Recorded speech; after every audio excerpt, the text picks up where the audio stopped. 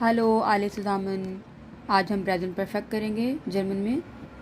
इश ऐसे मैं खाती हूँ और इसकी परफेक्ट है इश habe gegessen, मैं खा चुकी हूँ। ये काम मुकम्मल हो चुका है तो इस वजह से आएगा इश habe gegessen। एसन चूँकि हाबन वेब है तो इस वजह से हम कहेंगे gegessen। Du schreibst, तुम लिखते हो। Du hast geschrieben, तुमने लिख लिया है।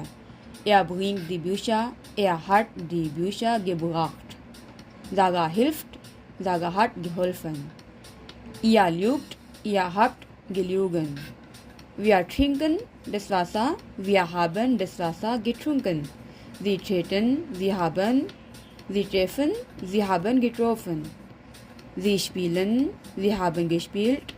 Sie hängen die Kleidung, sie haben die Kleidung gehangen. तो ये सारे परफेक्ट जेड से हैं।